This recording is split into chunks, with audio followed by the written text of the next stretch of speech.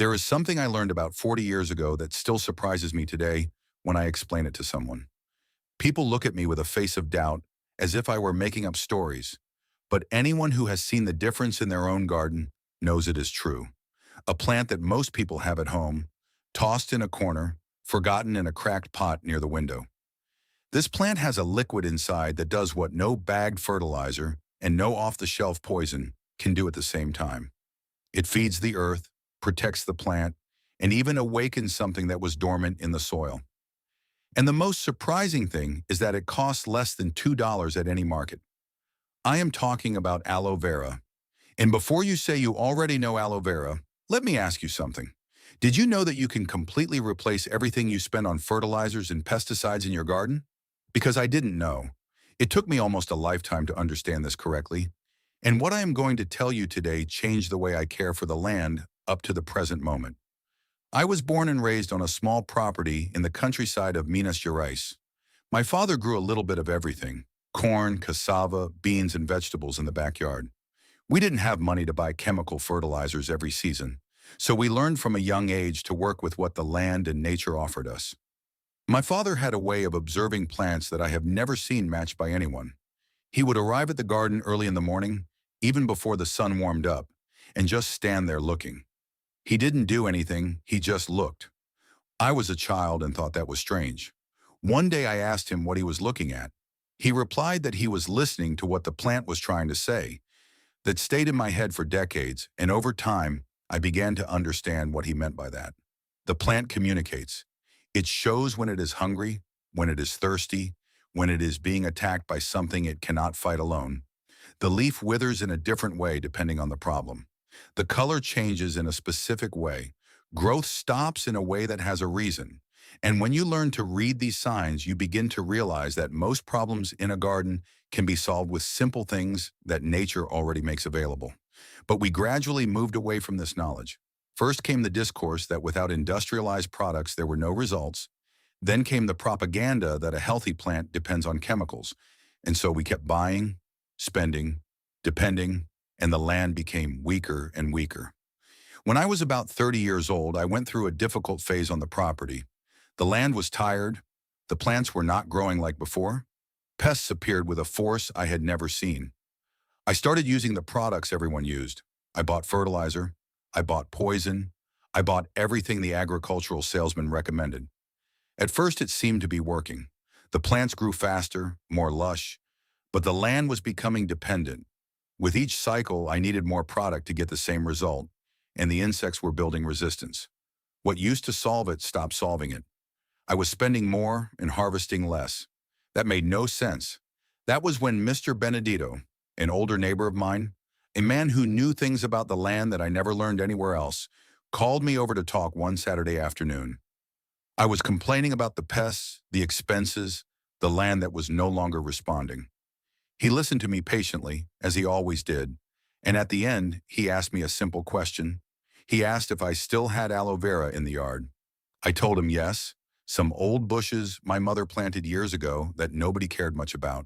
He told me that those bushes were worth more than everything I had bought in the last 2 years combined. I thought he was joking, but Mr. Benedito never joked when the subject was the land. Before continuing and explaining everything I learned from him and from the years of experience that followed, I want to ask you a question. Tell me here in the comments, what is the biggest difficulty you face today in your garden or on your piece of land? Is it the pests that keep appearing?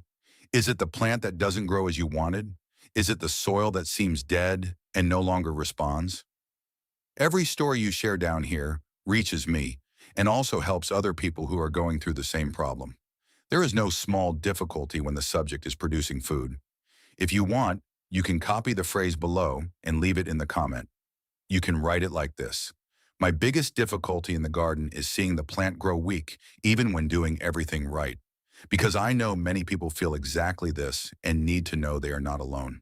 And since you are here learning with me, I also invite you to subscribe to the channel. Here we don't talk about trends or miracle products. We talk about ancestral knowledge of the earth, about techniques that really work, about a way to produce food with more autonomy and less dependence. Click the subscribe button and turn on the notification bell so you don't miss anything that is to come. It is well worth it. But going back to Mr. Benedito, and that afternoon that changed my way of caring for the garden, he asked me to go to the aloe vera bushes and cut a thick leaf, one of those from the middle, very firm and succulent. I cut it. He took the leaf in his hands, broke it in half, and stared at that transparent gel dripping slowly.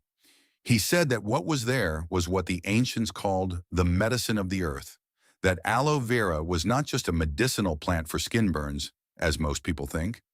It had substances inside that the plant produces to defend itself, to heal itself, to grow in hostile places where almost nothing survives, and that when you take this gel out into the sun, you are transferring this resilience to everything that grows around it. I listened to that carefully, but I was still skeptical. The knowledge of an old countryman has a lot of value. I knew that, but I needed to see it with my own eyes to believe it. Mr. Benedito smiled when I said that, as if he expected exactly that answer. He told me that this was how it had to be, that those who believe without seeing do not learn, they only repeat, and that I needed to apply it, observe, and draw my own conclusions. But first he explained to me what was inside that plant and why it worked in a way that no industrialized product could fully replicate. Aloe vera, whose scientific name is Aloe barbadensis, is a plant that survives in extreme conditions, accumulates water in its leaves, and produces substances that prevent fungi and bacteria from developing in its tissue. It contains compounds that stimulate cell growth and has a concentration of natural minerals and sugars that serve as direct food for soil microorganisms. When you use its gel as an input in the garden, you are not applying a product with an artificial chemical formula. You are introducing a set of natural substances that the plant developed over thousands of years of evolution. And when nature creates a solution, it creates it in a way that everything fits together. There are no side effects because there is no foreign element to the system. What I discovered over the years, testing and observing carefully, is that aloe vera gel acts in the garden in 3 different ways at the same time. And this is the part that surprises me the most to this day, because you rarely find a single element that solves 3 different problems with the same application. The first action is in the soil. When you dilute aloe vera gel in water and water the garden bed, you are feeding the beneficial fungi and bacteria that live in the top layer of the soil. These microorganisms are the ones truly responsible for transforming organic matter into available nutrients for the plant.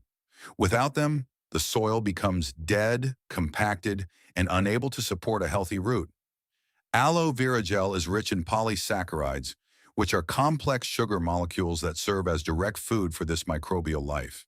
When you feed the soil this way, you are rebuilding fertility from the bottom up. It is not a quick fix like chemical fertilizer that forces the plant to grow but does not feed the earth. It is a solution that builds up over time, that improves with each application, that creates a virtuous cycle where the earth becomes more alive and the plant becomes stronger naturally. The second effect is directly on the plant. Aloe vera contains substances called auxins, which are natural growth hormones. When you apply the diluted gel as a light spray on the leaves or at the base of the stem, you are stimulating the plant's root system to expand more vigorously. The root grows deeper, reaches soil layers with more nutrients and moisture, and the plant develops a more robust structure that better resists climate stress. In periods of drought, for example, a plant that received regular applications of aloe vera gel lasts much longer without watering than a plant that never received this treatment. I saw this happen in my garden beds repeatedly. The difference between one side and the other of the same bed was visible to the naked eye. And the third effect is what surprises those who do not yet know it. Aloe vera has natural antifungal and antibacterial properties, the same substances that protect the plant's leaf against pathogenic microorganisms in the environment. When diluted and applied to the soil or the leaves of the garden, create a natural chemical barrier that makes it difficult for harmful fungi like mildew, rust, and root rot to establish themselves. It does not completely eliminate the risk because nothing in nature works in absolute terms, but it significantly reduces the incidence of these diseases, especially in humid periods when fungi tend to proliferate more easily. And in addition to the antifungal action, Aloe Vera gel repels certain insects. Not all of them, because nature does not operate in absolutes, but aphids, mealybugs, and some species of mites have a natural aversion to contact with the gel. When you spray a diluted gel solution on the leaves, you create a slightly bitter film with a slippery texture that deters these insects from settling. It is a gentle and continuous protection that does not destroy the balance of the garden's ecosystem. Mr. Benedito taught me the simplest way to prepare this solution. You take a large aloe vera leaf, one of those very mature, very fat ones. You wash it well to remove any residue. Then you cut off the edges with thorns and split the leaf in half. With a spoon, you scrape out the gel and put it in a clean container. For every full tablespoon of gel, you use 1 liter of water. You mix it well. You can use your hands until the gel is completely dispersed in the water. You use this solution in 3 ways. The first is to water the soil around the plants, avoiding soaking it too much, just moistening the bed well. The second is to spray it on the leaves of the plants, preferably early in the morning or late in the afternoon, never under the midday sun, because the solution can burn the leaf. And the third is to soak seeds in this solution for a few hours before planting, which accelerates germination and stimulates initial root development. When I started applying this method, the first few weeks showed nothing dramatic. I expected an immediate transformation, and it didn't come. That frustrated me a bit at first, but Mr. Benedito had warned me. He said that nature does not work at the pace of advertising, that the result would come slowly, solidly, and that when I noticed the difference, it would be so clear that I would never want to go back. And that was exactly what happened in the second month of weekly application.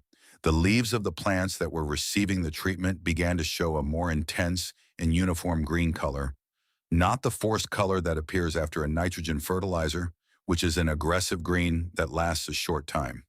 It was a healthy and intense color that indicated a plant well-nourished from the inside out. Growth became more regular, without the peaks and valleys I used to see when I depended on chemical fertilizer, and the pests, which were a constant presence in my garden beds at that time, began to appear less frequently and in smaller quantities. They didn't disappear forever, because a living garden will always have a varied fauna that includes both allies and invaders.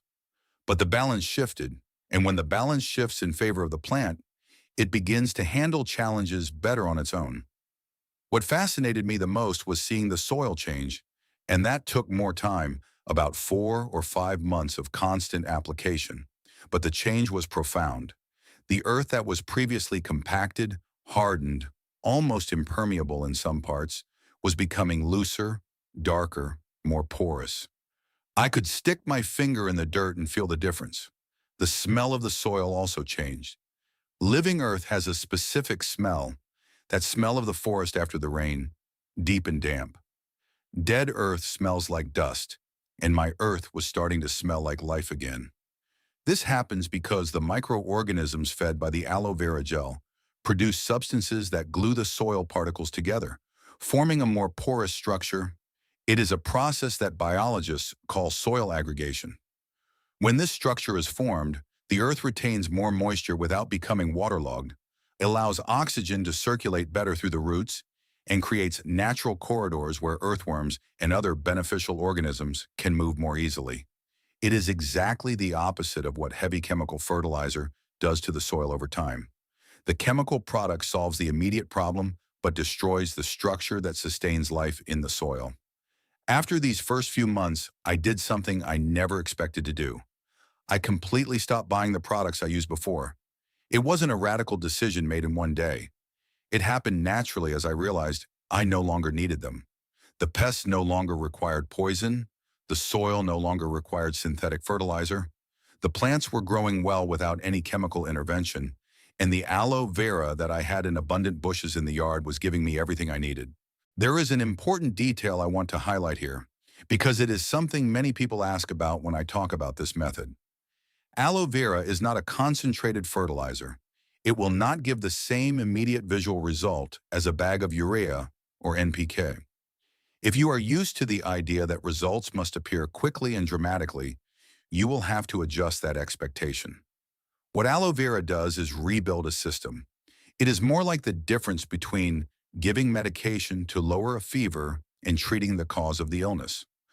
One acts quickly on the surface, the other takes time, but truly resolves it. Another important point is that aloe vera works best as part of a system that includes organic matter in the soil. On its own, it already makes a significant difference. But when you combine gel applications with composting or mulch in the beds, the result is much more pronounced. Organic matter provides the physical structure that microorganisms need to live, and aloe vera gel provides the food. Together, they create an environment that the plant recognizes as favorable and responds to with its full growth potential. I also learned over time that the frequency of applications matters more than the amount in each application. Applying a weak solution every week is much more effective than applying a concentrated solution once a month. Nature works in short, continuous cycles. The soil has a life that needs to be fed constantly, not in sporadic doses. Therefore, regularity is key. Once a week, every week with a well-diluted solution is enough to keep the cycle active. There is also the issue of the seeds I mentioned earlier, and I want to delve a little deeper because it is one of the uses that impressed me the most. When you soak seeds in the diluted gel for 4 to 8 hours before planting, you are coating the seed with substances that stimulate a faster activation of the embryo. Germination occurs in less time and with a higher success rate. And more importantly, the initial root that forms is already in contact with these growth substances, giving it a boost in development that lasts for several weeks after sowing. Seeds treated this way tend to produce more robust seedlings that establish deeper roots more quickly, which means more resilient plants from the start. I did this test with tomato, okra, carrot, and kale seeds, which are very different plants from each other, with distinct requirements and development speeds. In all of them, the difference was visible. The treated seeds germinated on average 2 days earlier than the untreated ones, and the seedlings that formed were visibly more vigorous in the initial period.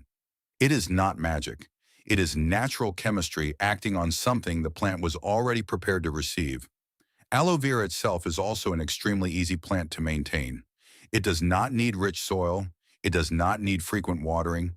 It tolerates strong sun in periods of drought, and it multiplies through shoots that grow around the mother plant. An established plant can provide you with leaves to use for years without any special care beyond occasional watering. It is the lowest maintenance cost plant I know, and at the same time, one of the most versatile I have worked with. It grew in my mother's yard, practically abandoned, and yet it was full of life and producing thick leaves full of gel all the time. And if you have a piece of land, even a small one, even in an urban yard or on an apartment balcony, planting a few aloe vera plants is one of the smartest decisions you can make. They take up little space, require no work, and are always available when you need gel to apply in the garden. And since they reproduce on their own, a plant bought for very little money at a market can turn into dozens of plants in just a few years. There is something Mr. Benedito told me that afternoon that stuck in my memory in a way few things have. He said that the ancients didn't need a list of products because they knew every plant in their environment and knew what it was used for. That the dependence on external inputs began when we stopped observing what grew around us and accepted the narrative that without the factory product, there were no results. He said that autonomy on Earth begins when you understand that nature has already placed everything you need close to you. You just needed to learn how to use it. This phrase stays with me to this day, and every time I see someone spending money on a product that kills soil life, while there is aloe vera growing in the yard without anyone paying attention to it, I think of Mr. Benedito and the clarity with which he saw the simple things that we complicate for nothing. There is also a detail about using the aloe vera rind that very few people take advantage of. After scraping out the gel, the green rind still has a concentration of aloin, which is a bitter and repellent substance. You can grind this rind, mix it with water, and let it soak for 24 hours. After straining, this dark, bitter water works as an insect repellent when sprayed around the beds. Not on the soil because aloin in high concentrations can inhibit seed germination, but around it, in the aisles between the beds, it creates an olfactory barrier that many insects do not like to cross. It is one more use for something that most people throw away without thinking. I used to use the entire aloe vera leaf without any waste. The gel was diluted for application on plants and soil. The rind was macerated as a repellent. And after all that, what was left still went into the compost bin because aloe vera's organic matter is rich and decomposes quickly, adding nutrients to the compost. One leaf, three uses, nothing wasted. That is how the ancients thought. That is how the earth works in closed cycles, where everything has a destination and nothing is useless. There is also an application that few know about and that I learned by accident, the way many useful things are learned. I was having a problem with leafcutter ants in one area of the garden. They were devastating the kale seedlings at an impressive rate. I didn't want to use poison because that area was close to where I harvested, and I didn't want to compromise the soil. On impulse, I watered the ant trail and the surroundings of the anthill with a gel solution that was more concentrated than usual. It wasn't meant to be a method. It was almost a desperate attempt. But the ants changed their route. The anthill didn't disappear, but they stopped cutting the kale for a long time. After a few days, the anthill itself began to show less activity in that area. I cannot explain with scientific precision what happened, but I believe the moisture and the substances in the gel altered the environment around the anthill in a way the ants did not like. Since then, I use this more concentrated application around anthills near the garden as a preventive measure. Another thing I learned is that aloe vera gel works very well as an aid for rooting seedlings and cuttings. When you dip the end of a cutting in pure, undiluted gel before planting, you are applying the auxins that stimulate root formation directly to the cells of the cut. Cassava, sweet potato, cilantro, and several other plants that are propagated by cuttings respond very well to this treatment. Rooting occurs faster and with a higher success rate than without the treatment. I started doing this with all the cuttings I plant and practically stopped losing seedlings due to a lack of rooting. I also want to talk about something that happens in the long term when you adopt this method consistently, because that is where the deepest transformation occurs. After about a year of regular aloe vera gel applications, with composting and no chemicals, my soil had changed in a way I never imagined possible in such a short time. It was loose, dark, full of earthworms, with a lively and moist smell, even on dry days. And the plants growing in it looked different from the plants I saw in gardens that used chemical fertilizers. They were more compact plants, with roots that I could see went quite deep when I transplanted them. The taste of the harvested food was also different, more intense, more present. My wife was the first to notice this in the tomatoes. She said they tasted like the tomatoes from the old days, the ones that tasted like real tomatoes. This detail about taste matters more than it seems. The taste of a food is a direct expression of the complexity of the nutrients it absorbed during growth. A plant growing in living soil, rich in microbial life, has access to a much wider variety of minerals and substances than a plant growing in soil dependent on synthetic fertilizers. Chemical fertilizer provides the 3 or 4 main nutrients the plant needs to grow fast and in volume, but it does not provide the dozens of micronutrients and secondary substances that make the difference in the nutritional density of the food. That is why industrialized food, although visually beautiful, often tastes bland. The form is perfect, but the essence has been impoverished.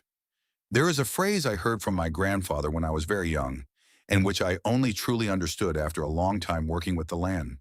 He used to say that good food is food with a soul. It took me years to understand what he meant by that, but today I know. Food with a soul is that which grew in living soil, unhurried, absorbing the most genuine things the earth has to offer.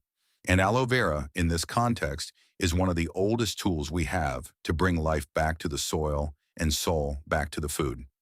I want you to understand that nothing I am sharing here is theory I learned in a book. It is all field observation, years and years of trial, error, adjustment, and confirmation. I made many mistakes at first. I applied too much to some plants and burned leaves due to excessive concentration. I applied too little and saw no results for a long time. I learned the right rhythm, the right concentration, the right times of the year when the gel seems most potent. And I learned all this by observing, not by reading a recipe. But the good news is that error within this natural method is much more tolerable than error with chemicals. If you overdo the concentration of aloe vera gel, the worst that happens is a slight burn on the leaf from which the plant recovers in a few days. If you overdo it with a nitrogen fertilizer, You can kill the entire plant or contaminate the soil in a way that takes much longer to recover. The natural method has a much more generous margin of error because the elements involved are compatible with the biology of the plant and the soil. Something I also noticed over time is that the plants near the aloe vera plants in the yard were always healthier than the plants further away. If this story has changed the way you look at the plants growing in your yard, please subscribe and like our channel. We are unearthing the wisdom that time tried to hide. Let's cultivate the future together. The next treasure of the earth will be revealed very soon.